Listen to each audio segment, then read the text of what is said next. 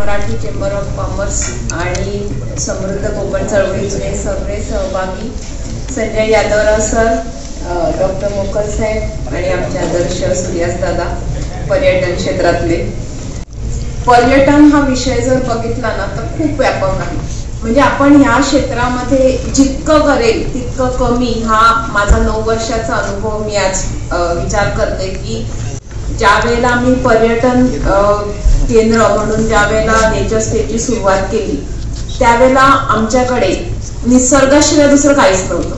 म्हणजे थोडक्यात सांगायचं झालं तर, कारण निसर्गाने कोकणाला इतकं समृद्ध सुंदर निसर्ग दिलेला आहे की इथे सुंदर झाडं आहेत, सुंदर वातावरण आहे आणि सुंदर समुद्र आहे.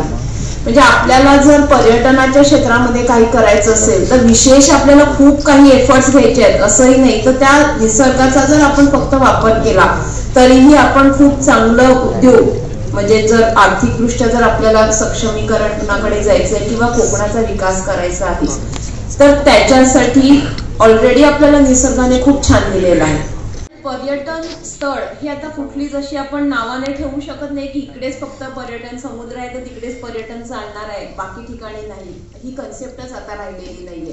कारण पर्यटनामध्ये आता भरपूर विषय आलेले आहेत. आपण वेगवेगळ्या थीमची पर्यटन करू शकता. आता नेचर स्टे ज्या वेळेला सुरू केलं आमच्याकडे शेतीशिवाय काहीच नव्हतं. म्हणजे इव्हन इतकं मोठं इन्फ्रास्ट्रक्चर ही नव्हतं. सिंपल बेसिक आपल्या सुपारीच्या झाडापासून बनवलेलं सुपारी हाऊस होतं आणि ते कारवीपासून बनवलेलं जे घर असते शेणाने लिपलेलं सारवलेलं आणि मग छान उंचावर ते बांधलं होतं. एवढ्या 2 घरापासून आज नेचर स्टेची जी सुरुवात झाली ती फक्त निसर्गावरच आमचं अवलंबून आहे. नाही आमच्याकडे कुठलंही अल्कोहोलिक ड्रिंक्स आहे, स्विमिंग पूल नाहीये, डीजे नाहीये, रेन डान्स नाहीये. तरीही आज 9 वर्ष नेचर स्टे सक्सेसफुल चालतं, ते केवळ निसर्गावर. कारण कोकणामध्ये हा निसर्गासाठी, आता मुंबईमध्ये सगळ्या फॅसिलिटी आहेत तुम्हाला, पण तुम्हाला निसर्ग नाहीये. तुम्हाला त्या निसर्गामध्ये ओरडणारे पक्षी नाहीये.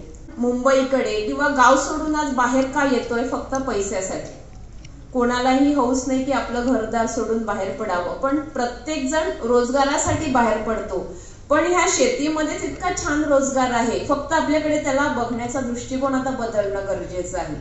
की आज आमची ही शेती आहे, त्या शेतामध्ये पर्यटक जसे येतात तसं त्या शेतामध्ये जे काही उत्पन्न आहे, म्हणजे आपल्याकडे निघत असेल आंबा असेल, चिकू असेल, लिंबू असेल, ह्याच्यावर प्रोसेस करून सुद्धा, जसं मगाशी फणसाचं सांगितलं तसं असे अनेक फळ आपल्याकडे इतकी सुंदर आहेत की त्याचं व्हॅल्यू एडिशन केल्याशिवाय त्याच्यावर आपल्याला प्रॉफिट नाही.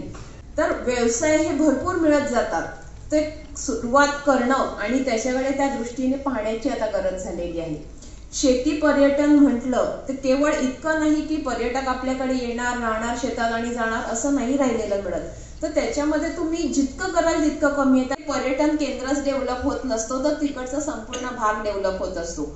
पर्यटनाशी निगडीत भरपूर व्यवसाय असतात. म्हणजे एक पर्यटन केंद्र जरी तुमचं झालं तर त्याच्यावर अवलंबून अनेकांना तिकडे रोजगार मिळतो. तिकडचे रिक्षावाले असतील, आपण भाजीपाला ज्या ठिकाणी ज्याच्याकडून घेणार ते असतील, तिथे काम करणारा कामगार वर्ग असेल. म्हणजे एक पर्यटन केंद्र हे अनेकांना रोजगार देणारं एक मार्ग ठरू शकतो. कोकणाला आपल्याला टिकवायचं असेल तर ह्यासारख्या परिषदा जेव्हा घडतील तेव्हाच आपल्याला त्याचा व्हॅल्यू करणार आहे की कोकण म्हणजे काय आहे. तर पर्यटनामध्ये आज म्हणजे अशी परिस्थिती आहे की तुम्ही कुठल्या कन्सेप्टने करतात ह्याला खूप महत्व आलेलं आहे.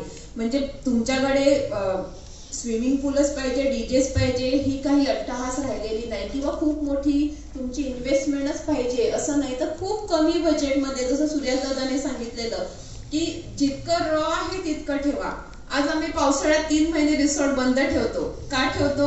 कारण एंट्रीचा आमचा रस्ता आहे तो पाण्याखाली जातो. पण आम्ही तिकडे कधीच अजूनही असा विचार नाही केला की तिकडे आपण भराव टाकून कॉन्क्रीटचा रोड करून उंच करावा. नाही, कारण आम्हाला निसर्ग जपायचा आहे. त्या एका पर्यटन केंद्राच्या मार्फत सुद्धा आपण खूप साऱ्या निसर्गाचे रक्षण करत असतो. म्हणजे एका अर्थाने आपण निसर्गाकडून जितकं घेणार आहे तेवढं त्याला देण्याचं काम पण आपल्याकडे आहे आणि ते ह्याच्यातून होत असतं. आणि पर्यटनामुळे त्या भागाचा विकास होतो. तिकडे लोकांची जसं आवक वाढते तसं उत्पन्नाचे आपले मार्ग वाढतात आणि त्याच्यातूनच कोकणाचा जे कोकणाकडे लोकांचा बघण्याचा दृष्टिकोन आहे तो बदलणार आहे. म्हणजे केवळ अर्थार्जनासाठी मुंबईमध्ये जी धाव आहे ती आपल्याला कुठेतरी कमी करण्यासाठी हा पर्यटन व्यवसाय नक्कीच साथ देणार आहे. म्हणजे त्यावेळेला जाणवते की कोकणातले किती लोक मुंबईला येऊन राहिलेले आहेत. म्हणजे आम्ही बुकिंग करूनच आम्ही पण आलो होतो. 1 तासामध्ये मी ऍक्च्युली तिकडे प्रोडक्ट विकणं हा काही उद्देश नव्हता, पण संजय सर मला म्हणाले भक्ती तू ठेव, तुझे 3 महिन्याचे प्रोडक्ट्स एका महिन्यात सेल होतील. आणि खरंच सर असं झालं की मी फक्त लेमन स्क्वॅशच्या 40 बॉटल आणलेल्या. संध्याकाळी पोहोचणार इकडे 5 वाजता, 5 ते 8 वाजेपर्यंत संध्याकाळी किती गेस्ट येतील माहित नाही, किती संपणार. लिटरली सर 1 तासामध्ये बाटल्या संपवून मी गपचूप बसून राहिलेली. आणि बॉटल मी सॅम्पलसाठी फक्त ठेवलेली आणि लोकांनी मला इतकं वेडा केलं त्या एका बॉटलसाठी. मी पहिल्यांदा इतकं क्रेज बघितलं की आपलं एखादा प्रोडक्ट इतकं पॉप्युलर असू शकते. आणि ते सर्व कशामुळे, कारण त्याला लिंबू ओरिजिनल मी दाखवलं होतं. आजकाल हेच मिळत नाहीये. ज्या वेळेला ती ऑरेंज कलरची लिंबू, म्हणजे मुंबईतल्या कितीतरी लोकांनी लिंबू हा बघितलेलाच नाहीये, जो आपल्या सूर्यदादा आपल्या भागात आहे. बाहेरून हिरवा, आतमधून ऑरेंज कलर. ती लिंबाच्या आम्ही फांद्या सगट आणून तिकडे लावलेलं होतं आणि एक लिंबू कट करून मी ठेवलेलं होतं. मला त्या परिषदेमध्ये एकांनी सांगितलं, अरे तुम्ही कोकणातले आहेत, नागपूरची संत्री का आणल्यात? म्हटलं कुठे ही? मी म्हटलं संत्रा नाही येते, लिंबू आहे.